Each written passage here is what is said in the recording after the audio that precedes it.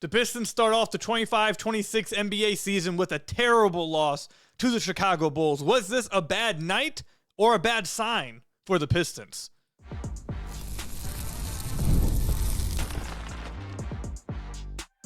You are Locked On Pistons, your daily Detroit Pistons podcast, part of the Locked On Podcast Network, your team every day. What's the deal? Welcome back to another episode of the Locked On Pistons podcast. Per usual, I am your host, Ku Khahil. I've been covering the Detroit Pistons for the last 4 years for the Locked On Network, been a credential media member over the last 3 years, and I appreciate all of you guys who support the podcast and make Locked On Pistons your first listen of every single day. We are free and available on all your podcast platforms. If you haven't already, head to the YouTube channel at Locked On Pistons, hit that subscribe button, or leave us a 5-star review, whatever podcast platform you're listening to this on. And before we get started with today's podcast, I want to let you guys know we had a lot of fun with the live watch party. Despite the loss, we had over 100 people in the live watch party. If you want to join the live watch, I'll put the link down below for the playback room. It was a lot of fun hanging out with all you guys. We'll be back on Friday. But let's go ahead and get into today's game, man. We're going to start off with why this was such a terrible loss, how badly the Pistons played in this game. We'll talk about the 3 bright spots I saw in this game, though. It was a bad game, but there were 3 bright spots. And then at the end of the podcast, we will answer the question, was this a bad night for the Detroit Pistons, or was this a bad sign for the Detroit Pistons? But let's start off with how the Pistons lost this game. To start this game, like you could see from the get-go, the Pistons just weren't ready to open this game up. The Pistons found themselves down by 20-plus to the Chicago Bulls. That's something that just can't happen. No disrespect to the Chicago Bulls. I actually think the Bulls could be better than people think this year.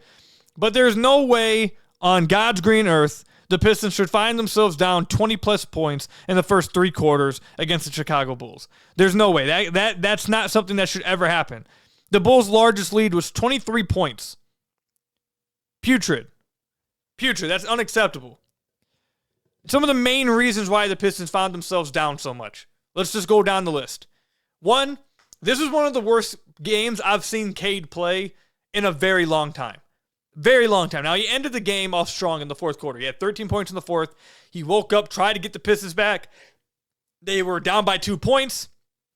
He went for a pull-up 3, had a chance to really seal off the fourth quarter comeback and kind of get the first 3 quarters forgiven, but he ended up missing it. The Pistons lost the game. He shot 8 of 24 in this game, 1 of 6 from deep. At one point, he was 5 of 15, I should say, excuse me. 5 of 15 in this, or no, not 5 of 15, 3 of 15 in this game at one point. One of the worst games I've seen Cade play in a long time. And he ended the game with 23 points, 10 assists, 7 rebounds. But I recorded right after the game. I haven't gotten the quotes from Cade after the game. I'm sure they're going to talk with them. I promise you Cade will tell you this is one of the worst games, or he did not play a good game at all. Truly, he played very, very poorly in this game. Was inefficient throughout the entire night, was missing bunnies throughout the night, missed almost all of his threes. Actually, he missed all of his threes in the first 3 quarters. It wasn't like he wasn't trying anything. I'm not suggesting anything. Like, he was just off. He was missing everything. Missing shots at the rim. At one point, he missed 4 straight free throws. He went 6 of 10 from the free throw line, missed 4 straight at one point in the second half. He played poorly. When your best player, your franchise player, that plays that poorly, you're going to be in a position like this. So, Cade, we were hoping that he wouldn't start off. Every year of his career so far, he starts off slow and then he picks it up after like a week and a half or so. But with the strong preseason, we were hoping that that wouldn't be the case this year. The way he played in the fourth quarter makes me believe this was just a bad night. He'll be fine on Friday and he'll be looking like Cade as usual. But this is not nothing new. Every year of his career, the first game the first few games he has off games. So. Tough game from Cade. I'm telling you, one of the worst games I've seen him play in a while. Not worried about Cade. Cade's going to be fine. He's going to be great. But that's how you lose a game like this, when your best player has a night like this. So that's reason number 1. The next reason for why the Pistons lost this game is that the defense from players named Duncan Robinson, Tobias Harris, Jalen Duren, and Karis LeVert was horrible. All of them played terrible defense. Duncan especially played really bad defense in this game. He was a cone out there. He shot 1 of 7 from the floor. The only stats that he put up in this game was 2 points, 1 turnover, and 3 fouls. He missed all of his threes. Wasn't impacting the game at all. Had some bad turnovers, bad passes. Just did not look comfortable on the floor at all. and wasn't making any of his and then on defense he was just getting blown by every possession, putting everyone in a bad position. It was not a good game at all from Duncan Wright. He played a very poor game, like very bad game in his first game with the Pistons. It was pretty putrid. Karis LeVert was like a roller coaster throughout this game. He would have a nice drive and kick one possession, a nice drive and finish. Then he would have 3 straight possessions where you're like, what are you doing? Then he'll have another, he'll get a stop, help them get a stop, run on transition. You think you're about to get something going, and then deliver a bad pass, and then they don't end up scoring in transition. He was just up and, like, at times you saw, okay, we see why they got him, to give another creation on the floor or some more creation on the floor, get to the paint, and have someone else that can drive and kick. There were a few possessions that happened, and then there were some other possessions that were just really bad. That ended up in some bad shots, some really bad defense. He was a roller coaster throughout the night. Tobias did not have a good night, 4 of 12 from the field. I thought he just wasn't very good defensively either. And one of the things that we'll talk about in the third segment, Tobias has to shoot threes, bro. Like when it's open, Tobias has to let it go, especially for this team. We'll dive further into that into the final segment. But when you're open, this team, especially for this team, when Tobias is open from 3 on a kickout, he has to shoot the ball. Jab stepping and getting into an ISO that will kill this team. They don't have Malik Beasley. They don't have THA. So now they need their better shooters when they are open to let it fly when they get a kick out. He has to shoot the ball. And there was too many times tonight he passed up an open 3 to try to ISO. And then, look, probably the main reason, top 2 reason, Cade, how bad he played was number 1. Number 2 reason, Duren, the defense on Vucevic from Jalen Duren was, I don't know how else to say it, but terrible. Vuce had 28 points in this game, 28 and 14, 11 of 18 from the floor. Duren didn't have a single rebound in the first half. He had 0 rebounds in the first half. Vucevic had his way throughout the night. He had 12 points in the first 6 minutes of the game. He was getting open 3 after open 3 after open 3. He was getting open floater after open floater. Almost every shot Vuce took in this game that he made was a wide open shot. Duren lost them when he was relocating on the 3-point line, give him open 3. Trail 3s was giving him open 3. Duren's defense in this game left a lot to be desired. And there was a reason why Isaiah Stewart played 25 minutes in this game and Duren only played 20. Stu, when he was on the floor in this game, was a +8. When Duren was on the floor in this game, he was a team worst -9. That matches the eye test. The defense on Vooch was just this has been throughout his career though. When he goes against a stretch big, a skillful stretch 5, it's just a recipe for disaster, and it was that way tonight. Vooch looked like he was on Orlando again. Like he looked like prime Vooch in this game. Just murdered the Pistons, murdered them, killed them, absolutely killed them. That's why the Pistons lost. Their best player didn't have a good game offensively, and they had about 4 or 5 guys just put up absolute terrible effort defensively. I don't want to say effort, just terrible defensive play.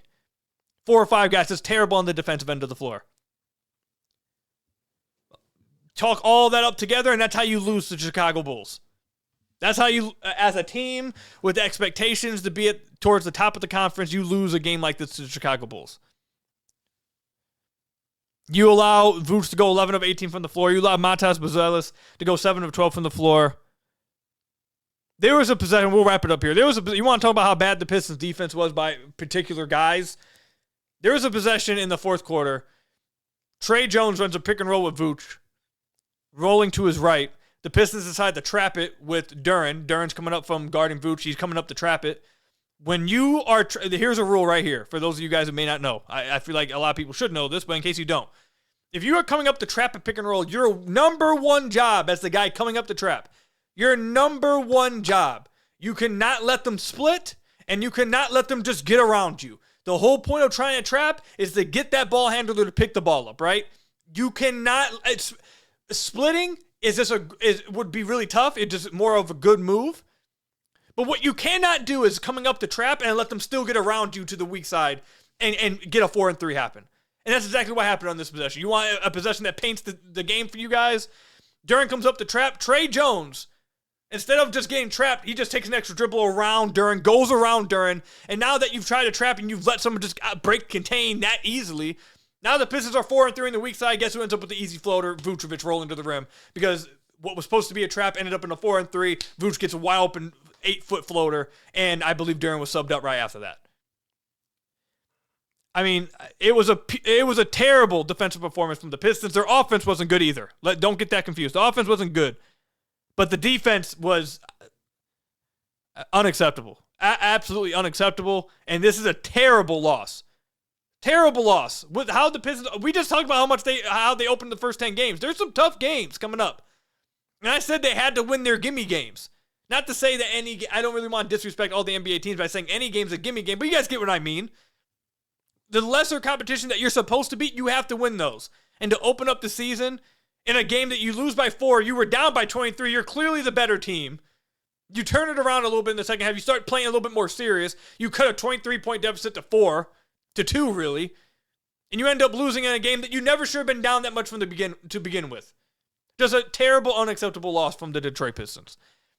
Coming up, though, there were 3 bright spots. And it's the 3 best players from this game for the Detroit Pistons. And I'll say it already after one game. The 3 best players and the 3 bright spots should give the Pistons a little bit of an outlook into their future. I'll tell you guys what I mean coming up.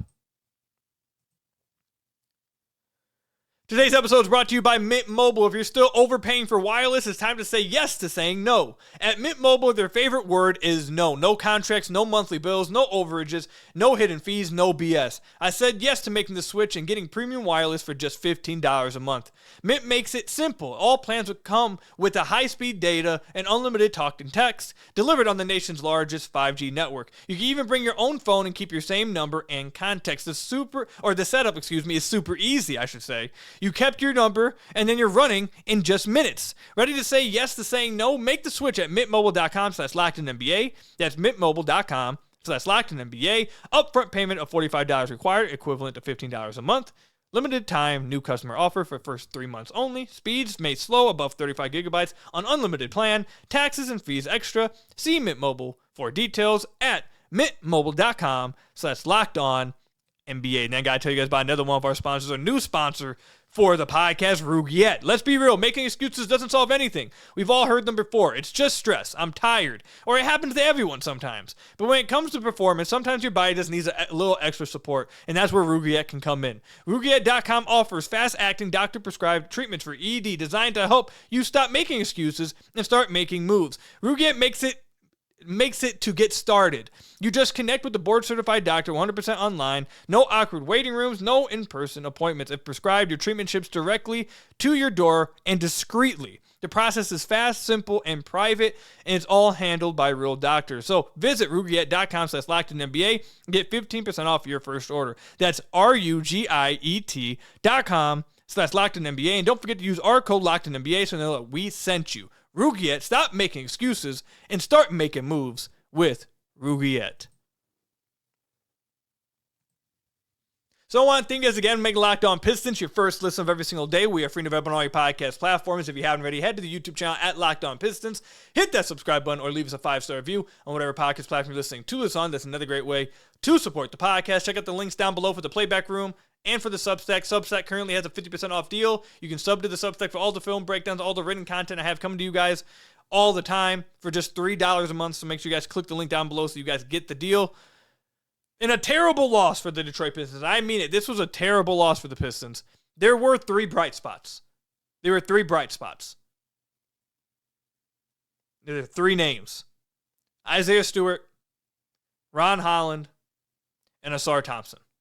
Those are your 3 best players for the Detroit Pistons tonight. I know Cade ended up with 23, 10, and 7, but he shot, on August 24th from the field. Played terrible for the first 3 quarters. Cade himself would tell you he played terrible. No, it's not happening. The 3 best players for the Detroit Pistons was Isaiah Stewart, Ron Holland, and Ausar Thompson.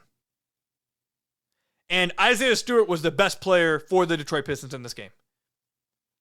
20 points, 10 rebounds, 2 threes made, 4 blocks in this game. His defense in that fourth quarter is why the Pistons made a comeback. The defense, the rim protection that Isaiah Stewart was displaying on the defensive end in the fourth quarter was the top tier of elite. He was shutting down Vooch. He was taking away all dribble drives. He was taking away everything at the rim and letting the Pistons run, which is when they were at their best, letting them play faster, get early shots in the shot clock. That's all because of Isaiah Stewart. Isaiah Stewart played absolutely fantastic in this game.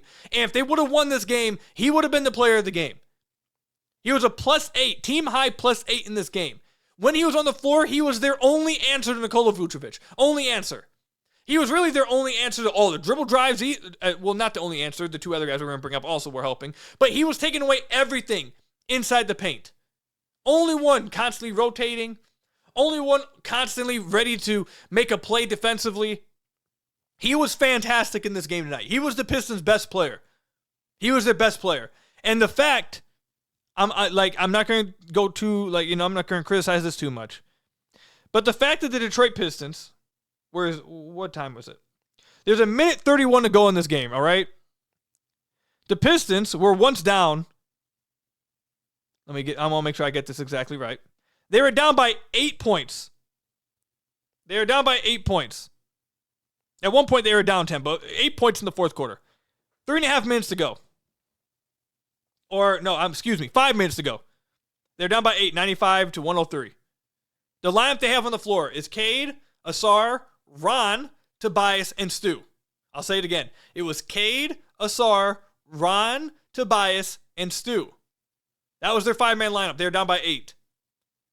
2 minutes later, they tie the game. 2 minutes later, they tie the game at 109. They take a timeout. The Pistons go down by 2. They end up taking a timeout with 1 minute and 30 seconds left. They're down 109-111 after tying the game up. And then they sub in Jalen Duren for Ausar, Duncan Robinson for Isaiah Stewart. The Pistons end up losing the game. Now, I'm not saying they would have won the game if they kept those guys out there. I think they would have had a better chance, though. Those guys were the ones that got them back into the game. The only reason why they got back into the game because they were getting stops. And Isaiah Stewart was flatly the best player on the team. I don't understand, tonight at least, I don't see how he isn't 100% to close the game. I don't know how that was even second guessed. That one's confusing me. But Isaiah Stewart played absolutely fantastic. And his defense was off the charts. Then let's go to Ron Holland, who I thought actually started off the game a little rough. The first quarter stint for him was not the greatest. But he kept at it. He kept going. He kept being energetic. And in that third quarter, when the Pistons tried to cut the lead down, that was spearheaded by Ron. Ron kept him in the game in the third quarter. Ron was the one getting the steals in the third quarter. Ron was the one getting the stops. Ron was the one getting the energy up, getting physical with guys, getting easy looks not even easy looks, actually. He had a few tough finishes in the transition at the rim, but finishing at the rim, getting to the free throw line. He was fantastic in the third quarter, and he continued to play well throughout the rest of the game. He was a key reason why they were even close in this game, why they didn't just get flatly blown out. Ron had 19 in this game, 6 of 10 from the floor, 1 of 4 from deep. He did hit a 3, but missed 3. But I like the fact he took 4. Confidently, he made 1. And then made 6 of his free throws. He also had 4 rebounds, 3 assists, 2 steals, and a block. Plus 2 in the game. He was fantastic. His drives were finished with very tough layups at the rim. He has such great touch at the rim, it's crazy. He even had an incredible pick-and-roll bounce pass rep to Isaiah Stewart. Very good read, very clean read off a one-hand bounce pass. Got Stu an easy layup. That's really good to see with his future developing as a playmaker. And then defensively, he was, like I just mentioned, he was really good. How many stocks did I say he had? He had 5 stocks, I think it was, or 3 stocks. He had 3 stocks. He was fantastic in this game. Again, plus 2 in the game. He was one of the only reasons why the Pistons didn't just get straight up blown out throughout the entire game. So Isaiah Stewart and Ron Holland, first 2 guys. And then Ausar Thompson, 11 points, 9 rebounds, 7 assists, only 1 turnover that came at the end of the game, along with 1 steal and 1 block. He was 11, 9, and 7, 1, and 1 on 5 of 8 shooting from the floor. And he was the second on the team with a plus 6 plus minus. Those 3 guys, Ausar, by the way, just to hit on Ausar, Thought he played really good in this game. He had a few mid-range jump shots. Looks really comfortable with that. He had a nice mid-range bank shot. It showed really good touch. If there's one criticism I have of Ausar, is that he's going to the midi a little too much. Like, he hit them. That's good. Like, it was an efficient night for him. He had a really good night. He played a really good, damn near a triple-double. But there were some times when he turned his back to the basket like he was getting ready to go to the post fadeaway or just elevate over guys, where I think he's doing it. He went to it a little too much, where he just sort of overpowers someone and tried to lay it up at the rim. I'm sure he'll start to learn that as it goes on. That's my one critique of the game tonight for him. But outside of that, fantastic defensively as usual. Really good passing game tonight. Did a really good job getting the Pistons into action. He ran a lot of point guard reps. He didn't turn the ball over. He handled the pressure well. He was able to get them in the early offense and then get off the ball. Was active on the glass. He was fantastic. Ausar, Ron, and Stu were fantastic in this game. And look, the Pistons, this is something that has been going on. This is not just a one-game sample size. This is something we've seen going all the way back to the beginning of last year. This team is built on defense and running. This team is built on defense and running. And your best defenders, you are consistent. For 12 months now, you have consistently been better when your best defensive players are on the floor. And if Ron is going to take the step offensively like he showed in this game, an efficient 19, and be aggressive as a shooter, and if Stu is going to take 2 threes and make 2 threes and be aggressive from beyond the arc again, and if Ausar's going to play like he did tonight, you got to play those guys, man. You just do. You got to play them. Let me read you guys these stats for tonight. And by the way, I'm not saying they didn't play. Ausar played 33 minutes, which I loved. Ron, they found a way to give him 27 minutes, which I love. Stu played 25. I think he should have played more. So it's not that they didn't play. I'm not saying that. But I think they should have played even more. But let me just give you guys an idea. You guys can take this for what you want. Make your own takeaways. 2 stats. 1, the Isaiah Stewart, Ron Holland, Ausar Thompson trio played 12 minutes tonight. They won their minutes by 14 points. In the 12 minutes that those 3 guys shared the floor, they outscored the Bulls by 14 points. That's stat number 1. I could give you guys the offensive and defensive rating, but in such a short sample size, whatever. I just look at the plus 14. They outscored them by 14 when they were on the floor. Next stat. The Pistons played Ron Holland and Ausar Thompson for nearly 20 minutes in this game. In those minutes when they played together, they outscored the Bulls 48-36. All I'm saying, this isn't new. This is not new. I understand it's October 22nd while I'm saying this. I feel comfortable saying this because, again, this is not me going off a one-game sample size. This has been the case now for a year now, I say, exactly a year. You have to play those guys. Like, they just got to. If you have to make some tough decisions with the rotation, some people's minutes get cut. I mean, it is what it is. But those guys are your best players. Stu is one of your best players.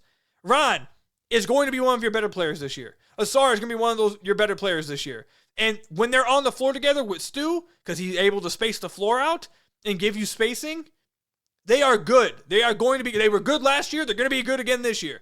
Because this team identity is defense. It's defense. You got to play those guys. Those guys got to be played. You just got to play them more. They got to play more than 12 minutes a game together. That's your future right there. That foundation, that's the future foundation. The lineup of Cade, Ausar, Ron, Tobias, Stu accomplishes everything I've told you guys I've wanted to see with Cade for years, where he's the smallest guy on the floor. You have 2 wings who are hyper athletic, able to get to the rim, maybe take some of the load off of them as creation, but are also crazy defenders. You have a guy at the 5 that can shoot, that also is a great defender, and then you have an offensive heavy 4. Is that the perfect guys at each spot? You can maybe do a better at the 4 spot, get a better offensive heavy guy. But Tobias fills that role. And in those minutes, they were great. They were great. Because you have size, you have defense, you're getting actual stops, and you're able to run. I mean, that's been the case for a year now. I want to shout out Stu again, though. That's how, I'm so impressed with how great Stu was tonight that I can't end this segment without saying, shout out to Stu again. He was fantastic in this game. Absolutely fantastic. Coming up, was this a bad sign for the Pistons or just a bad night? I'll tell you guys what I'm thinking. After just one game, coming up. When I found out Skims was making underwear for men, I was intrigued. I've heard so much about their quality from friends and family, so I had to give it a try, and let me tell you, it lives up to the hype. I've always had issues with underwear, fit, comfort, or just finding the right style for me. Skims changed all of that. Their men's line offers something for everyone, from boxer briefs to classic briefs, all designed with the perfect balance of comfort and style. And I obviously have myself my own pair of Skims boxer briefs, and I'm absolutely hooked. These are perfect for my active lifestyle. They move with me, never lose their shape, and stay in place all day long. Whether I'm working out or just running errands, they're the most comfortable and reliable underwear I've ever owned. Plus, the lightweight material feels amazing, almost like you're wearing nothing at all. So, shop Skims Men's at skims.com. Let them know that we sent you. After you place your order, select podcast in the survey and select my show in the drop-down menu that follows at Skims Men's. Find it at skims.com. So I want to thank you guys again for making Locked On Pistons your first listen of every single day. We are free and available on all your podcast platforms. If you haven't already, head to the YouTube channel at Locked On Pistons. Hit that subscribe button or leave us a 5-star review on whatever podcast platform you're listening to this on. That's another great way to support the podcast. Description down below for the links, playback, Substack. You guys get all of that. Was this a bad night or a bad sign for the Detroit Pistons? It was a bad night for the Detroit Pistons. However, it was a bad night. It's just one game. It's just one game. Let's not panic too much, okay? Let's everyone calm down. I saw people panicking. I get it. It was a bad loss. But it's one game. So, yes, it was just a bad night for the Detroit Pistons. However, there were little, sprinkles of pixie dust, or actually not even pixie dust. I thought that actually is the exact opposite of what what was the opposite of sprinkling a little pixie dust? You sprinkle pixie dust for good luck, right? What's the opposite? Like, you think that what would, like, coal or little, pieces of coal, whatever? I messed up I messed up the My point is that they were signs of bad signs. They were little inklings of things that you need to look at that could potentially be bad signs. Is my point. Man, I messed it up, dude. It was supposed to be. I thought I really had one with that. I'm not gonna lie to you, but here are some of the things I want you guys need to watch for. Number one, it is concerning for me that already in game one we're already seeing Duren struggle defensively against stretch fives again. That. Vooch, it didn't not just struggle. Vooch literally had maybe the best game he's going to have all year. 28 and 14 on 11 of 18 shooting for Vooch at this age. That might be the best game of the year for him. So Duren's defense was already seeing it not look very improved. I know it's just one game, but that's something just to keep an eye on. It was a bit concerning for me. Honestly, what should have been higher, I honestly should have mentioned this first because it feels this is honestly more important right now. There's been a lot of noise made about the lack of Malik Beasley, obviously, on the roster and what losing his shooting is going to do. And I've said over and over, while they'll miss his shooting, they should gain stuff in other areas of the floor that will offset it and make them a better team, like their size, their improved defense with Karras, the improved playmaking that you'll get from Duncan Robinson, stuff like that. And while Duncan had a bad game tonight, he played very bad tonight. He's not going to shoot 0 of 5 every game. He's going to shoot. He's going to be a better shooter. He's been a shooter his whole life. I'm not concerned about him eventually being able to shoot the ball. And I'm not as high on Karras, but I thought Karras did some good things. Just it was a roller coaster. What you need to watch for, though, with the concern, while I was not as heavily concerned about the Malik Beasley loss, concerning that what you do need to watch for is that Malik was their one volume three-point shooter. Which means without him, they need other people to shoot open threes when they are there. It puts an emphasis on the fact that everyone else, when they do get an open three, they have to shoot it. Because you don't have someone now that's going to get 12 threes up a game, even when they're contested, to make up that math problem.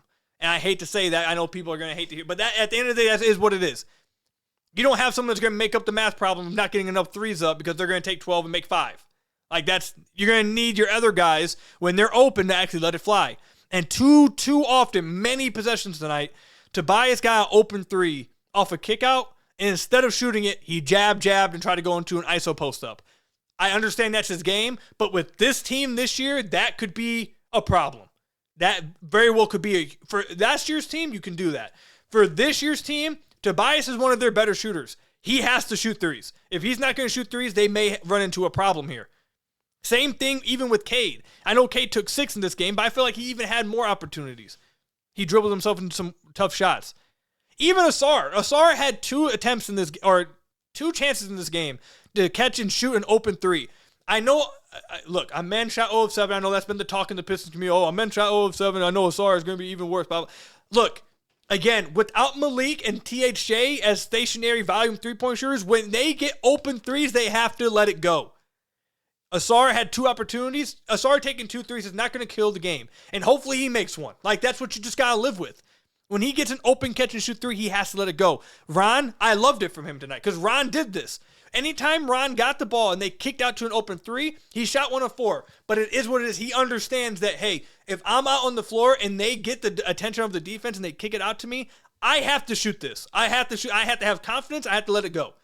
And hopefully, as the season goes on, Ron makes more than just 1 of 4 in a night. But Ron, honestly, I feel like had the best decision-making when it came to that type of shot selection. He was the only one that understood, I got to let it go. This team needs me to let it go. Karras even had a few options to do it. Stu, I loved from Stu. Stu realized one of his threes was pretty contested and made it. He understands, I have to get threes up. That is one of the areas, again, while I have not as high on the alert button when it comes to, oh, they lost Malik Beasley, it's time to press the red button. I think they have everything, like I've said all season, I think they have other things that can fill it in. Now I'm confident we'll fill it in.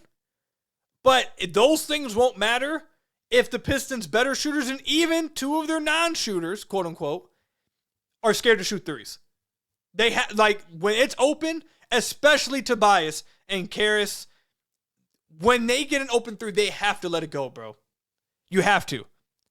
The Pistons, just for example, they only made 7 threes in this game. They only took 24. 7 of 24. Shot 29% from threes, but only got 24 up. You're just not going to win that way in today's NBA. It's not going to happen. It's not going to happen. You're not going to win many games making 7 threes in a game. I just clicked a random game from tonight just to push this forward, and then we'll wrap it up. I picked the Brooklyn Nets Charlotte game. Charlotte shot 17 of 36 from 3. Brooklyn shot 14 of 40. Listen, man, it's 2025. I'm not saying the Pistons have to lead the league in 3-point attempts, but 24 attempts might be the least amount you'll see in the NBA tonight on opening night. And 7 made threes probably will be the least amount you'll see in the NBA tonight. Tobias, when you get a catch and shoot 3, you have to let it go, man. They need you to do that. That's going to be your role for this year's team. You have to shoot more than 3 threes a game. And Duncan, gotta shoot better than 0-5, man. They need you. But that's the only thing I have. It was fun watching the game with you guys. It was hype. Everyone was excited. Tough finish, but look, man, they're back on Friday, and hopefully they correct some of the mistakes. It's just one game. Don't freak out too much. It was just a bad night. But like I said, there was a little sprinkling of that pixie dust I was talking about for some potential bad signs to watch for. I'm going to stick with the pixie dust until someone corrects me and tells me what it actually should have been. That's all I've got for you guys today. Thank you guys for making Locked On Pistons your first listen of every single day. Free and available on all your podcast platforms. Hit that subscribe button to the YouTube channel. Leave us a 5-star review, whatever podcast platform you're listening to this on. And until next time, I will see you guys later. Stay safe out there, and peace out, everybody.